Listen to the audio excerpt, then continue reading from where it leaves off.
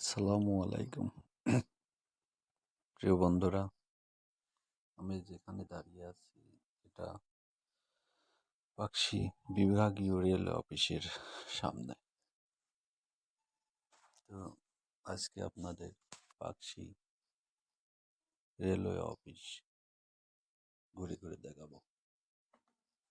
তো চলুন।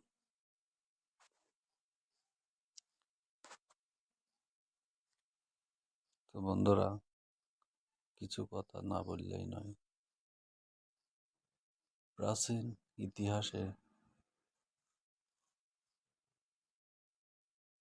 বাংলাদেশ রেলওয়ের দুটি ভাগে বিভক্ত, একটি পশ্চিমাঞ্চল, একটি পূর্বাঞ্চল।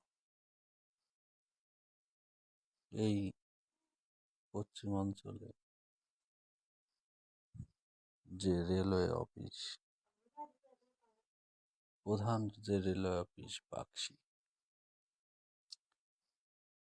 পশ্চিমাঞ্চলের অবশ্য রেলের রাজধানীও বলা হয় পাকশিকে। বন্ধুরা,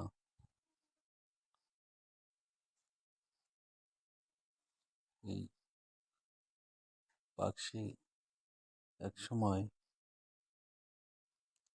পশ্চিমাঞ্চলের হেড অফিস ছিল,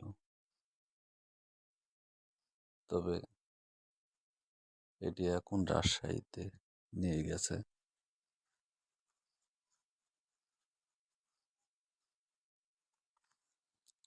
তো আপনারা দেখতে পাচ্ছেন আমরা এসে গেছি সেই রেল অফিসের সামনে। এটি হলো আমতলা। এটা দেখতে পাচ্ছেন আমতলার সামনে। এটা বিশাল একটা খেলার মাঠ আছে। বিভিন্ন জেলা থেকে এখানে খেলতে আসে। এটা অফিস, রেলের অফিস, বিভিন্ন অফিস দেখতে পাচ্ছেন। এটা পশ্চিমাঞ্চলের কন্ট্রোল অফিস। এই কন্ট্রোল অফিসেই পশ্চিমাঞ্চলের যত ট্রেন এখান থেকেই কন্ট্রোল করা হয়। বন্ধুরা, এটি দেখতে পাচ্ছেন, তা হচ্ছে বিভাগীয় ম্যানেজারের অফিস। এই অফিসের পাশ দিয়েই চলে গেছে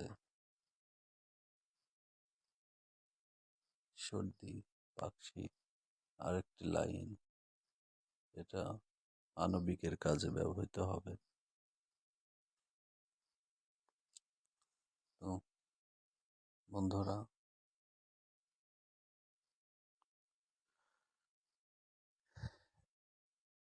এখন আপনাদের নিয়ে যাব সেই প্রাচীন প্রাচীন এই দেখতে পাচ্ছেন 1971 সালে মহান স্বাধীনতা যুদ্ধ চলাকালে হার্ডিং সেতু এলাকায় নিক্ষিপ্ত বোমার অংশ বিশেষ। এটি পাশেই কালের সাক্ষী হয়ে দাঁড়িয়ে আছে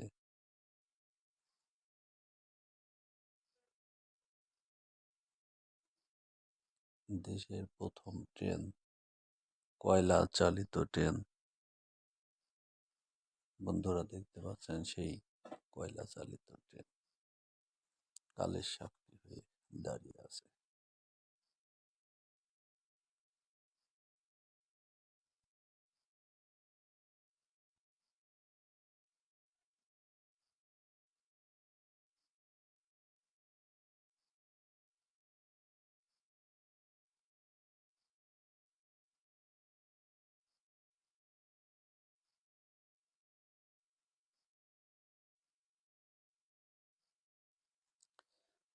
বন্ধুরা, এই সেই ট্রেন যা 14 ফেব্রুয়ারি 1898 সালে রূপসা বাগেরহাট সেকশনে প্রথম চালু হওয়া ন্যারোগেজ ট্রেন।